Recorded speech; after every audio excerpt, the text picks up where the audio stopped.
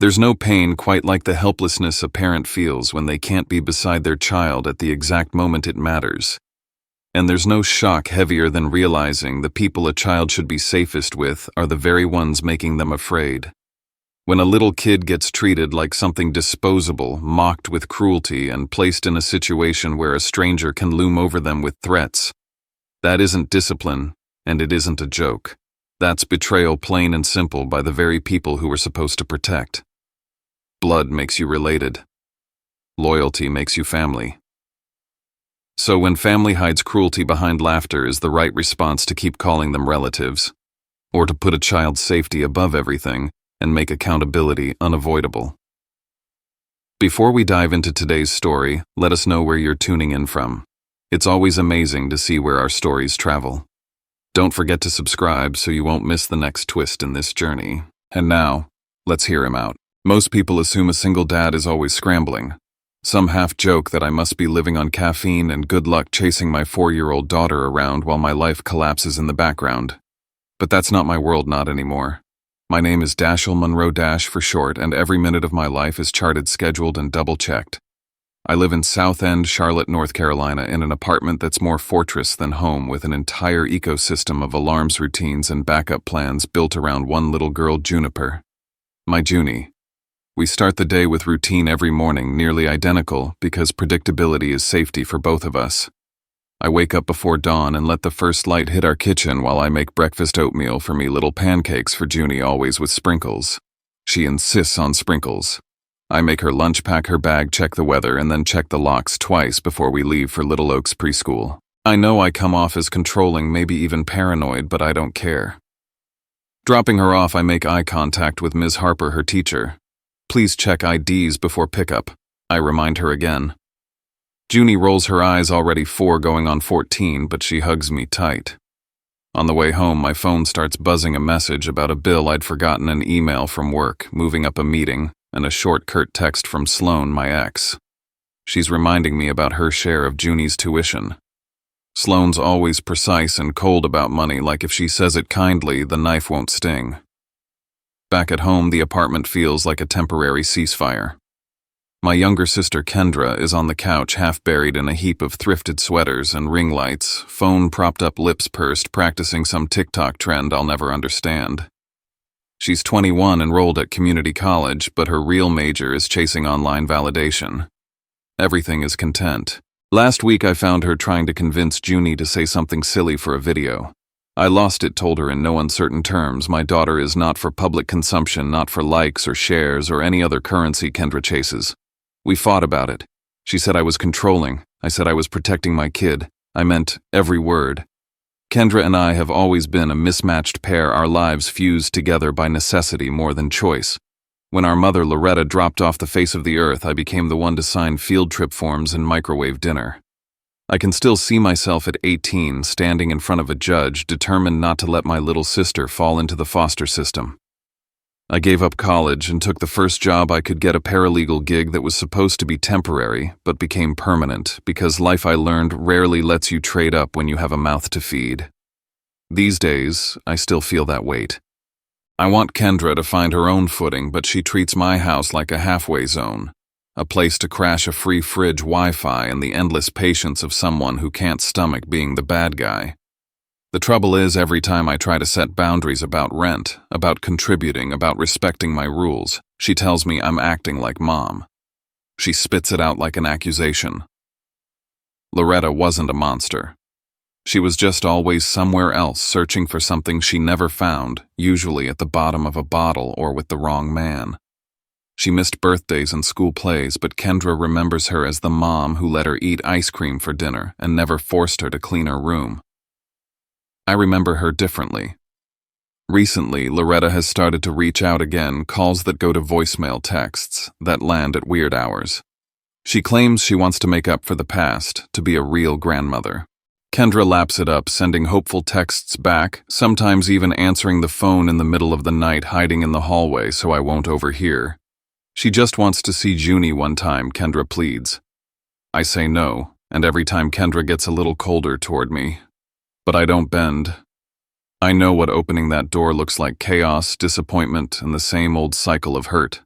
Sometimes late at night when Uni's asleep and the apartment is quiet, except for the hum of the fridge, I see Kendra pacing the hallway with her phone pressed to her ear. I catch fragments of conversation, her voice low, urgent, almost childlike. The next morning, the camera app on my phone shows someone standing in the hallway outside our door, blurry, familiar, but gone before I can rewind the footage for a better look. One afternoon, I find Kendra's open notebook on the kitchen table filled with jotted ideas, prank reaction, viral factory return joke. She slams it shut when she sees me looking. I ask her what it means. She shrugs, says it's nothing, and disappears into her room. The thing about family is you want to believe they mean well, that love and blood are enough to keep everyone safe. But history tells a different story, and mine is full of holes and false starts. That's why my boundaries are ironclad. I've learned the hard way that sometimes love isn't enough. Sometimes you have to build walls. That afternoon, a sharp pain slices through my abdomen at my desk. At first, I think it's stress, or maybe something I ate. I grit my teeth, force myself to finish my checklist for the day. I need to pick up Junie, make dinner, check. Kendra hasn't tried to sneak anyone into the house, pay the electricity bill. But the pain intensifies, doubling me over, cold sweat prickling on my skin. By the time I reach for my phone, my hands are shaking so badly I can barely hit the numbers. As the paramedics load me onto a gurney, all I can think is if I'm in the hospital, who's watching my daughter, who's making sure my rules are followed, my lines aren't crossed, who's protecting Uni from the people I can't trust, not strangers but my own blood. They say you can't control life, only how you react to it. I hate that advice, but lying on a hospital bed with fluorescent lights burning my eyes, I realize how little control I actually have. The doctor is efficient, brusque appendicitis, he says. Surgery tonight. Recovery could be a day or two if I don't have complications. While I'm hooked up to the IV, I call Kendra. My voice is strained but urgent. I tell her exactly what I need. Pick up Junie from preschool on time, no guests in the apartment, and under no circumstances is Loretta to be allowed anywhere near my daughter. She sighs, tells me I'm overreacting. I'm not your babysitter, she snaps. Why do you always treat me like I can't do anything right? I don't have the patience for another fight, but I lay it out anyway, reminding her of the times Loretta let us down, the missed rent payments, the months of instability. People change, Kendra says, almost pleading. She wants to help now. She wants to see her granddaughter. I bite back the memory of sitting in a dark kitchen at age 9, counting change to buy dinner while Kendra watched cartoons and Loretta disappeared for days. Some debts can't be paid back, Kendra, I tell her. I just want Uni safe. She's quiet for a second, then says, You always want me to hate her. I just want a mom. Before I can answer, a nurse appears to wheel me into pre-op and I lose the call. After surgery, waking up feels like surfacing through mud. My head throbs and my mouth tastes like copper. First instinct is my phone. I check messages, a short one from Kendra, all good. Junie watching cartoons, don't worry. No missed calls from the preschool, no emergency emails. I tell myself everything's okay, but the anxiety is a splinter under my skin. Restless, I scroll through my building's security app. A notification flags guest pass generated for El Monroe at 2:37 p.m., exactly when I was in surgery. Another alert, new phone ID scanned at the front entrance. I feel my pulse jump. Why would Kendra let Loretta in? I try calling, but she sends me straight to voicemail. Busy talk later, her text comes through short and dismissive. That's when I check the security camera logs for our hallway. There's a brief window door open then shut. Kendra standing in the threshold, her posture awkward like she's waiting for someone. She steps back to let a taller figure in. The camera doesn't catch faces, but the silhouette is unmistakable, Loretta's shuffle, the way she carries her purse clutched to her chest. My gut twists. I remember all the little warning signs I brushed aside over the years, Kendra forgetting to pick up Junie, laughing when my daughter tripped and cried, brushing it off as just a joke. Once I came home early to find Kendra filming Junie for some video, coaxing her to say something she didn't understand. Each time I scolded her, she rolled her eyes and muttered that I needed to lighten up. I'd always excused her carelessness because I felt guilty for being the one who stayed, for being the older brother who traded his freedom for responsibility. But maybe that guilt had made me blind. I weigh my options. The doctors want me to stay another night, but my body's already buzzing with adrenaline. If there's even a hint that something is wrong at home, I can't lie here and hope for the best. I tell the nurse I need to be discharged. She looks at me like I'm crazy, but as long as I can walk and my vitals are stable, they can't stop me. I don't call ahead. Instead, I order a cab hunched over in the back seat, every pothole sending a bolt of pain through my abdomen. The driver asks if I'm okay. I lie. My phone pings another message, not from Kendra, but from the building's security system. Unusual noise detected in unit decibel spike. I stare at the screen, my hands suddenly ice cold. All the way home, my mind races with scenarios rational and irrational. But my worst fear isn't that Loretta will make a mess of my kitchen or Kendra will throw a party. It's that the lines I drew, the rules I repeated until my voice was hoarse, have already been erased. That my daughter, the only thing I've ever put above myself, is alone in the middle of a mess I can't undo. By the time the elevator dings at my floor, I'm half running, despite the stitches driven by a terror only parents know.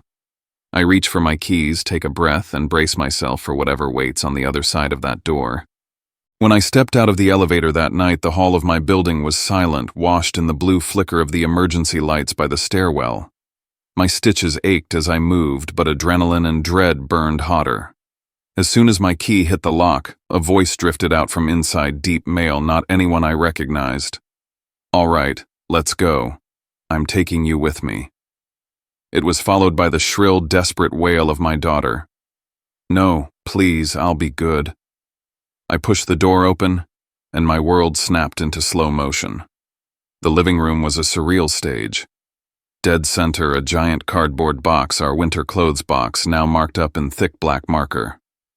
Return to the factory. Inside, Junie, still in her foxprint pajamas, hands braced on the box edge, streaks of tears cutting her cheeks, shaking with terror, begging to stay. An animatronic doll, one I'd never seen before, sat on the coffee table, spinning its head and croaking out over and over, "I'm a good girl, I'm a good girl." Hovering over the box was a man I'd never met, maybe early 40s, rough-edged clothes stained, holding a roll of packing tape. His grin was wide, amused, hungry for chaos. Loretta lounged on the couch, arms crossed, laughing as if she were watching a sitcom. Kendra stood in the kitchen doorway, phone-up camera recording the whole thing, her mouth twisted in a satisfied smirk. I didn't yell. I didn't let myself become the wild-eyed, helpless parent who would only fuel the madness. I crossed the room in 3 strides, heart pounding so hard I couldn't tell if I was about to pass out or explode. My voice came out cold and clear. "Junie, come here." She sobbed harder, reaching for me, unable to get her leg over the lip of the box. I lifted her out, hugging her so close I could feel her heart beating like a trapped bird. I whispered into her hair again and again, "I'm here, you're safe. No one's taking you away." Her arms locked around my neck. I looked her in the eye, crouched down at her level, and said, "No one will ever put you in a box again. Not ever." I walked her to the kitchen, sat her at the table, and gave her her bunny. She wouldn't let go of my sleeve. Turning back to the scene, I squared my shoulders at the stranger. "Who are you?" I demanded, voice low. He shifted, eyes flicking to Loretta. "Just a friend. It was a joke, Loretta's idea." "Get out of my house." I said the words so cold they seemed to drop the temperature. He hesitated, glancing at Loretta and Kendra as if hoping for backup, then shrugged and backed out, letting the door slam behind him. I didn't waste another breath on him. I locked the door and turned to Kendra. "Give me your phone." "No," she snapped, stepping away. "It's mine. Give it to me." My voice stripped of anything soft. She refused. I lunged, grabbing it from her hand.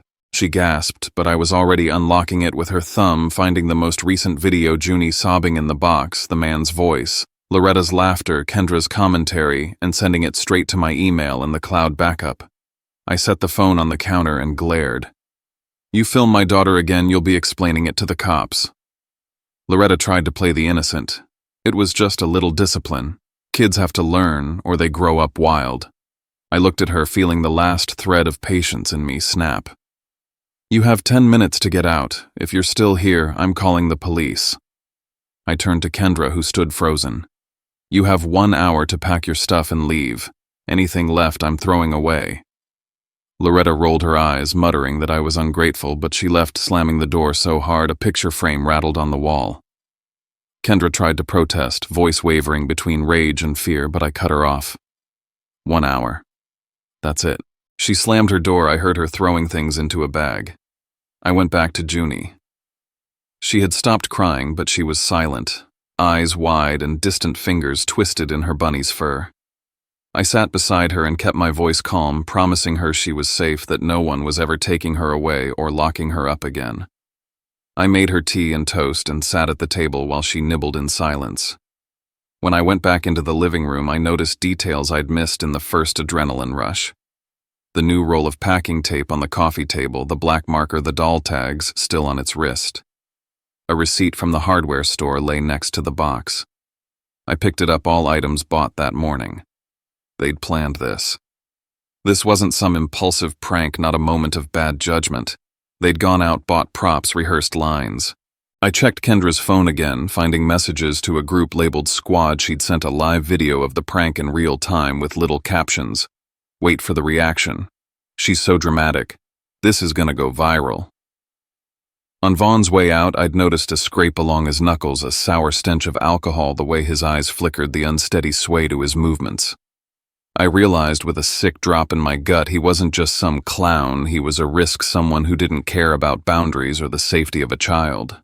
If I hadn't come home when I did, if this had escalated even a little, the situation could have tipped from sick joke to real danger in seconds. I grabbed the animatronic doll, yanked its batteries, and marched it straight to the trash chute at the end of the hall. I watched it drop, felt a bitter satisfaction as it clattered down into darkness. No more props, no more performances in my home. Junie fell asleep on my lap that night, one hand still curled around my finger. Her breathing was uneven, punctuated by little hiccups, her dreams haunted. I sat there in the dark, eyes fixed on the glowing numbers of the stove clock, replaying everything. I realized with a cold clarity that simply throwing them out wasn't enough. I had to make sure nothing like this could ever happen again. Before I went to bed, I opened the video on my phone, watched the worst part. Junie's voice, trembling, pleading. "I'll be good. Please don't take me." I closed my eyes, let it burn itself into my memory. Tomorrow I would start the paperwork. This wasn't about revenge. This was about a record, one no one could erase. I was done being the forgiving brother, the son who always picked up the mess. Starting tomorrow, everything was going on the record. I didn't sleep that night. Every time I closed my eyes, I saw Junie's panic, heard that mechanical voice repeating, "I'm a good girl." So instead, I worked. I sat at the kitchen table with my laptop and notepad, watching the video again, this time as a paralegal, not just a father. I wrote down timestamps, described every person's location, every word, every action.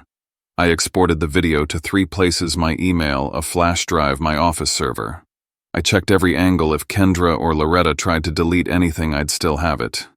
Junie finally slept deeply, her bunny tucked against her face, but she twitched and murmured, hands flexing in her sleep. I stayed close, moving only to check the locks, reset the Wi-Fi password, and change the smart door code. I logged into the building's online portal and submitted forms to put both Loretta and Kendra on the no-access list. The security desk would have to verify ID before anyone new came up.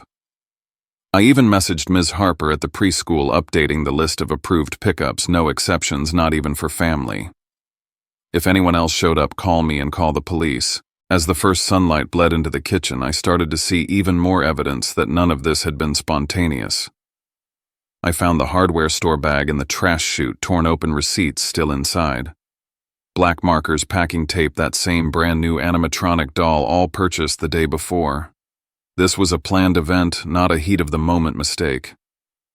I took photos of everything: the box, the writing, the bits of tape, the strange doll's packaging, even footprints I found in the entryway scuffed into the hardwood. I cataloged it all. When I rewatched the video, something else hit me. Kendra had coached Junie to repeat, "I'll be good. I'll listen." She'd even prompted her like it was some twisted rehearsal. Loretta's voice came through too, saying, "If you don't behave, the factory will send you back." It was systematic, not chaos. At 9, I headed to the office flash drive and my pocket evidence bagged up in a canvas tote. Gavin, the attorney I worked under, was there, early mug of coffee in hand, ready to help. I laid everything out, video, photos, receipts, my timeline. He watched in silence, jaw clenched, then began drafting a formal evidence log and a witness statement outline. This is serious, Dash. Go to the police today and get a restraining order. Do not wait. At the police station, I kept my answers short and factual. Uni is 4. She was locked in a box, taunted, filmed, and threatened by family and a man I did not know. Here are the videos, here are the photos, here are the names. I explained that my mother and sister had no legal right to access my daughter or my apartment. The detective nodded, copied the files, gave me paperwork for a temporary protective order, and made sure I understood the next steps. I wrote down every detail, didn't allow my anger or pain to cloud the facts. There was a time for tears, but not now. Leaving the precinct, I felt a dull, throbbing relief, like the moment after a hurricane when the world is still standing, but you know it could come again. I called the preschool from the sidewalk, asked if anyone had tried to contact them about Junie. Ms. Harper hesitated, then said yes. A woman had called that morning asking about pickup procedures specifically for Juniper. She thought it was odd, but the woman had hung up before giving her name. My skin crawled. They were already trying to find another way in. I asked her to save the call log and told her in no uncertain terms not to release Junie to anyone but me. I understand, Mr. Monroe, she said, voice suddenly very serious. Back at the apartment, the rest of the day felt like treading water in a storm. I kept Junie close, took her to the park, tried to anchor her in the present. She was quiet, clingy, easily startled by loud voices or strangers. When we returned home, I found Kendra's old Google account had tried to log into one of the tablets. The system flagged it as suspicious. They weren't just regrouping, they were actively trying to access or erase what I'd collected. That night, as Junie finally drifted off on my chest, her breathing still shallow, I realized this wasn't going to be a short fight. I was staring down a long road, a battle of records, boundaries, and law, not just emotion. I had to win. Because there are some things you can't fix later. Some things you only get one shot to protect. The days after that night settled into a strange, exhausting rhythm. On the surface, life looked almost normal again. Morning traffic on South Boulevard, the same faded mural across from Little Oaks Preschool, the smell of disinfectant in the school hallway. But under it all, something had shifted, like the ground had cracked and never fully closed. Junie was different. It showed up in small ways at first. She flinched when a man raised his voice in the parking lot. When I peeled tape off a package, she froze, eyes wide, breath caught in her chest, then lunged for my leg like she was about to fall off a cliff. Getting her out of the car became a negotiation. She wrapped her arms around my neck and refused to let go, whispering, "You're coming back," right over and over. I answered every time. I never once told her to stop being scared. I called Dr. Eliana Park the same week, child psychologist, trauma-informed. I explained what had happened in careful, neutral language, the way I'd learned to do at work. She listened, then said something that stayed with me. Fear taught by adults doesn't fade on its own. It has to be untaught. She agreed to see Junie immediately and to provide a written assessment, not just for healing, but for the record. Everything now was part of the record. The call from Little Oaks came 3 days later, right in the middle of a deposition prep at the office. I recognized the number instantly. Ms. Harper's voice was tight. "Mr. Monroe, your sister is here. She says she's Juniper's aunt and just wants to clear up a misunderstanding." I left the office without finishing the sentence I was typing. When I got there, Kendra was standing just inside the front doors, hands clasped, face pale and earnest, like she was auditioning for sympathy. Junie was in the coat room, pressed into the corner, her backpack clutched to her chest like armor. When Kendra stepped closer, Junie recoiled and started crying, the sound sharp and panicked, the same sound she'd made in the box. That was it. I took Junie into my arms and told Ms. Harper calmly but loudly enough for everyone to hear that Kendra was not allowed on the premises and that this was now a documented incident. The director joined us, clipboard in hand. An internal report was filed. I followed it up with an email before I even left the parking lot, listing names, restrictions, and instructions in black and white. No exceptions. No verbal assurances, only process. Back at the apartment, I requested hallway footage from building management for the days leading up to the incident and after. I wanted timestamps, faces, patterns. Every interaction with Kendra or Loretta, every attempt to approach my home, my child, my space was now evidence. The next counterattack came quietly. A voicemail from a number I didn't recognize. A letter forwarded to my office from a community liaison. Someone had raised concerns about my mental state following surgery, suggesting I was unstable and possibly a danger to family members. I didn't have to guess who planted it. Loretta had always preferred whisper campaigns to confrontation. If she could make me look like the problem, she could muddy the water enough to buy herself room. I responded the only way I knew how, with documentation. Hospital records, surgical notes, work attendance logs, and at the center of everything, the video. No commentary, no spin, just facts. That was when Sloane entered the picture. Her texts came in sharp bursts. Had I heard what people were saying? Was Junie safe? Was this something she needed to be worried about? I didn't accuse her of anything, but I knew how easily concern could be redirected by the wrong voice. I asked her to come by the office. I showed her the video, the therapy intake notes, the police report in progress. I told her plainly the danger was not my home. The danger had names.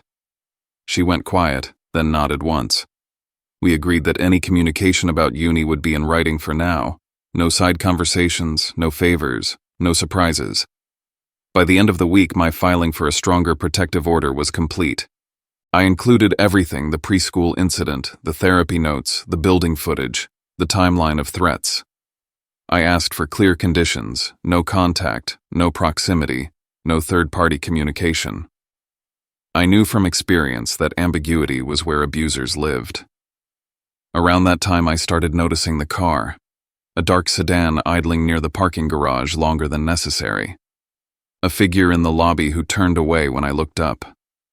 I spoke with Mrs. Ramirez and Nate from down the hall, two people who had always been observant and kind. We agreed on a simple rule: if anything felt wrong, call 911 first. Then call me. When the notice came that the papers would be served within days, I felt a tight, unfamiliar calm. I knew what came next. People like this didn't scream quietly, they screamed with actions. The first sign they'd been served was my phone. It started buzzing before breakfast. Unknown numbers. Kendra's name flashing again and again, then Loretta. I didn't answer. I opened my recording app, set it to run in the background, and went about getting Junie dressed. We were walking back from the grocery store that afternoon when I saw them. All three. Standing just outside the entrance, positioned like they'd rehearsed it. My chest tightened, but my feet kept moving. I shifted Junie to my other side and angled us toward the cameras near the lobby. Vaughn stepped forward first. Too close. His voice dropped low, meant to sound reasonable. He told me to drop the paperwork, said things had gone too far. When I didn't respond, he grabbed my shoulder and yanked hard. Pain flared along my incision. Junie screamed, the sound tearing out of her like it had that first night, and clung to me with both arms. Loretta started yelling loud enough to draw eyes. Accusations. Ungrateful. Heartless. Kendra followed, crying, telling anyone who would listen that it was all a misunderstanding, that I was ruining her life. I didn't engage. I stepped backward into the camera's field of view, wrapped my arm around Uni, and said clearly, "Don't touch me. Don't come near my child." That was when Mrs. Ramirez's voice rang out from the balcony. She said she was filming, said she'd already called the police. Nate echoed her phone up, stating exactly what he'd seen. Vaughn's grip loosened. His face changed. They left quickly after that, Loretta dragging him by the sleeve, Kendra hesitating just long enough to realize there was nothing she could say that wouldn't be recorded. I went straight to the station. I submitted everything: recordings, neighbor videos, photos of the bruising blooming on my shoulder. The officer listened carefully and nodded. This was no longer a gray area. That night, Uni fell asleep in minutes, exhausted. I sat beside her bed watching her breathe and understood something with absolute clarity. I had followed the rules. I had documented. I had stayed calm. and now there was only one step left. If they came again, it wouldn't end in warnings. By the time I walked back into the office the following week, I wasn't thinking like a frightened father anymore. I was thinking like someone who needed to close a case. Protection had been the first phase. Now it was about ending the pattern. I built the file the same way I'd been taught to build any serious legal record, line by line, minute by minute. I started with a clean timeline. Date and time of my surgery. The moment the guest pass was created. The timestamp on the video where Junie's voice broke and she begged to be good. The receipt time from the hardware store. The preschool call. The confrontation at the building entrance. I stripped emotion out of the language and let the sequence speak for itself. Every entry answered 3 questions: who acted, what they did, and what it caused. Then I standardized the evidence. Original video file untouched. Duplicates stored in the cloud. Screenshots showing metadata and timestamps. Written confirmation from building management about the denied request to access security footage under the claim of being family. Written confirmation from Little Oaks about Kendra's appearance and Junie's reaction. Medical documentation from Carolina's medical center showing the timing of my surgery. Nothing loose. Nothing that could be waved away as interpretation. I practiced my statement out loud in an empty conference room after hours. Not the version where my voice cracked. Not the version where anger crept in. Just the version that made the facts unavoidable. Junie was 4. She was placed inside a box. She was told she was being taken away. An unfamiliar adult stood over her. The situation was recorded for entertainment.